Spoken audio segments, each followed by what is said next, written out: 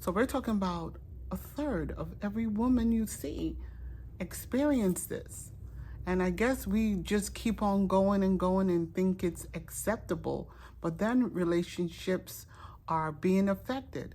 2/3 of divorce in this country, in the United States alone, are brought about because of menopause, because women don't want to get involved. They're not feeling it. And the thing is, they don't understand it. It's a physical change, and it's also a psychological change. So this information is very significant to help you in whatever stage you are in your life. Either you're in perimenopause, menopause, or postmenopause, you can still get it on and still feel good about yourself. You might need some help, but these are little nuggets that I'm here to bring today.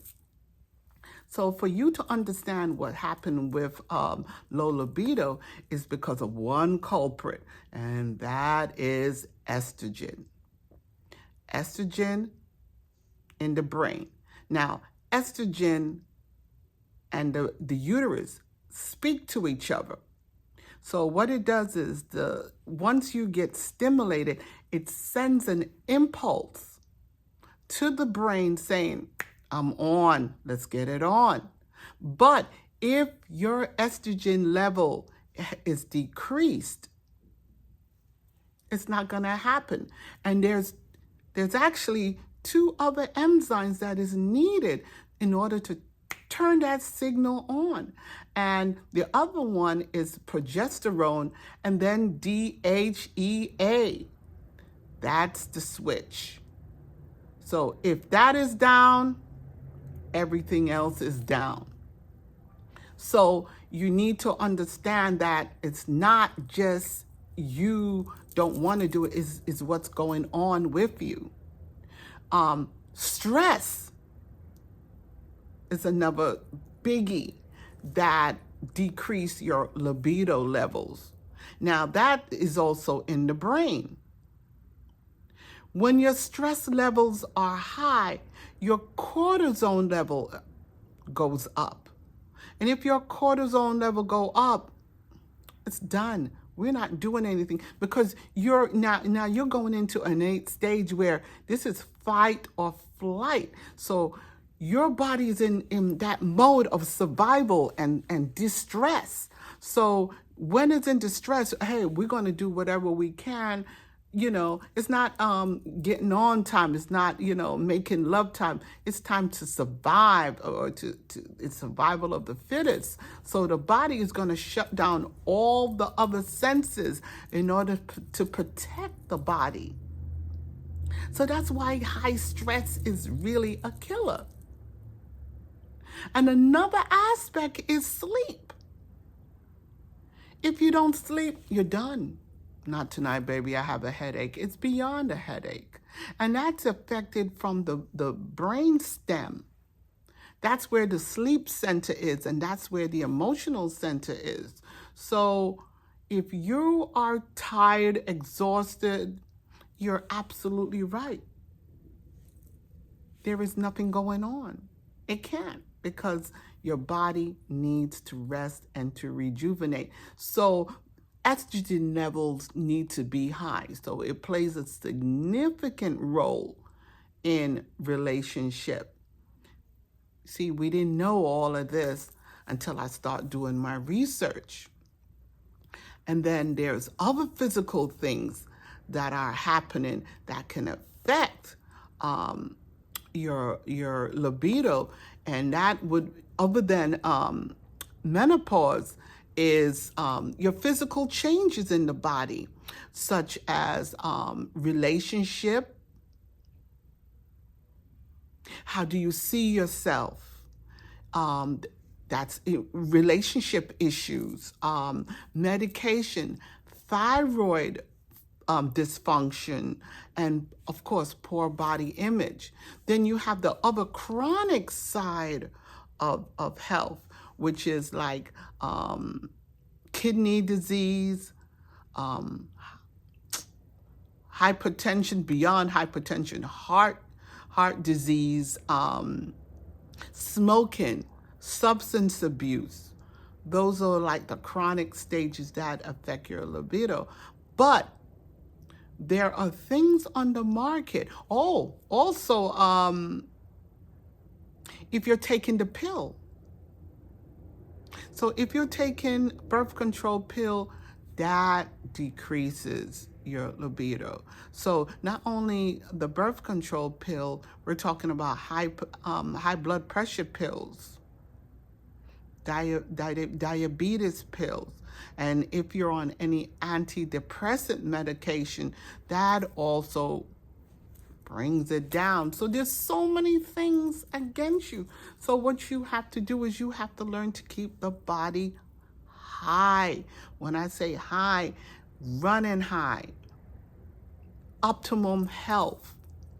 And there are things on the market, medicinal things on the market that you can use. And I'm going to try my best to pronounce a lot of these things because they're Asian-based herbal substance. But there's other things like, which is I know for years is black cowhurst, and that helps with the hormonal. But everything you need to run it by your doctor, because if you're on certain types of medicine, it will counteract the medicine, because you have to keep in mind medicines, the base root of medicines is herbal. They're plant. So these are also plant-based and roots. For instance, like for the turmeric, you cannot kill the body with turmeric. It's an anti-inflammatory medicine, but it also affects the kidneys. And kidney disease is another one that will shut you down. You have no libido because now you're crossing streams. So you must speak to your physician, regardless if it's over the counter or, medicines, but they do work in hand. Or you could go online and do your own research. So getting back to some of the medicinal substance is like red clover. Yes, red clover is one. Black cowhurst, Korean ginseng, and then the Asian wheels are like shiitake, which balance progesterone and an estrogen level. That's needed to keep the libido high. Then you have, I heard another one is called maca. That is pretty good, but they said to use the liquid versus the powder or the teas. And then you have demerara, which controls the sexual centers of the brain. And there's also Chaste berry, which is also another herbal substance. You can look it up, and I'll put these in the link. And there's also a good one. There's two more coming. There is Marana Piranha and Hoshowo. Now, I heard that it's associated not only with libido, but it helps with hair loss and graying of the hair. So, something to look into. So those are a few herbal things you have to take into consideration. But without the body working in its optimum health, it's not going to sustain itself, because you have to now take a look at your nutrition, your overall lifestyle associated with food, about hormonal imbalance, which is brought on by weight gain, affects libido. It's also tied with diabetes, because if you're like type 2 diabetic, you're starting to pull on the cells, and the cells are not going to get the nourishment that it needs.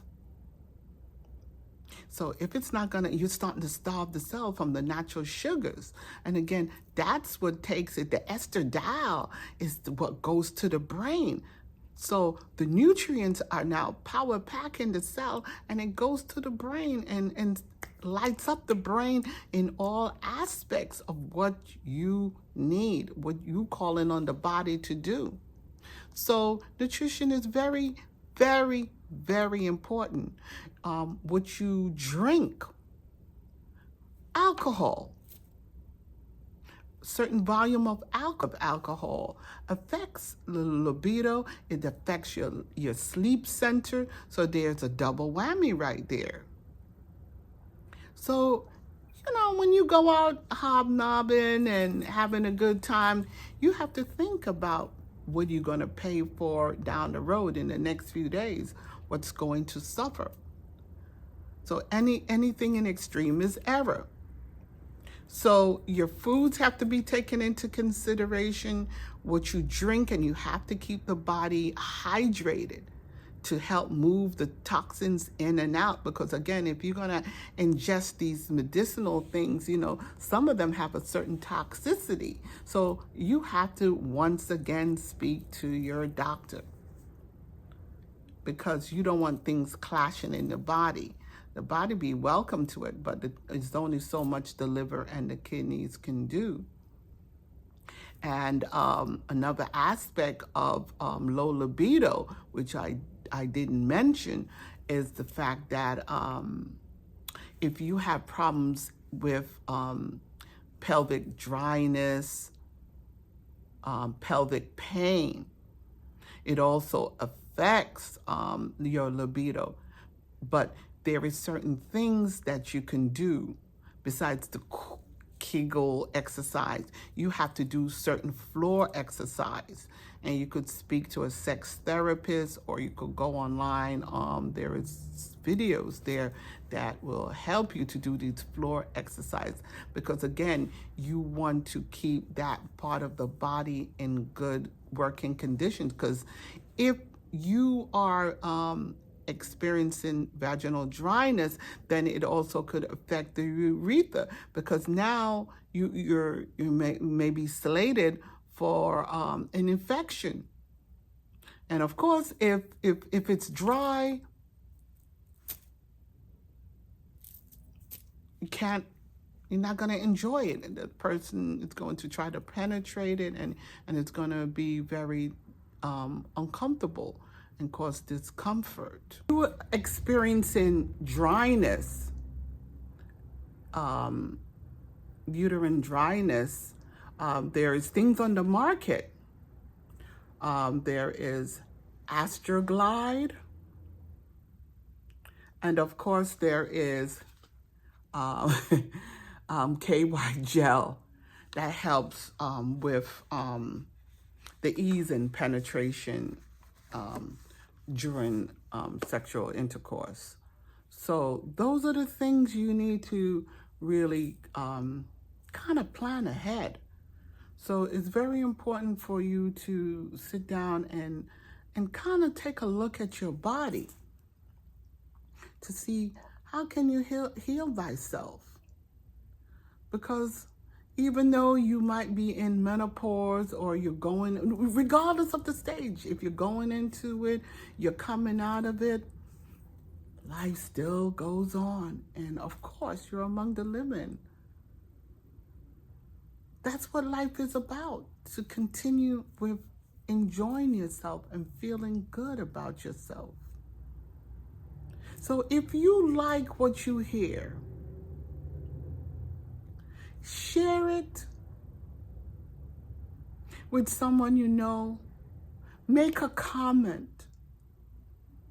Make a comment and tell me what you like about the video, what you like to hear more about, because we're coming to like a conclusion of menopause. And we're Empower Her, the Science of Her. So this is not the end. This is just a segment of what we're all about. So within this community group, we're family. And we're going to talk about subjects from A to Z pertaining to the science of her. So, again, welcome to the channel, and life is there. One love.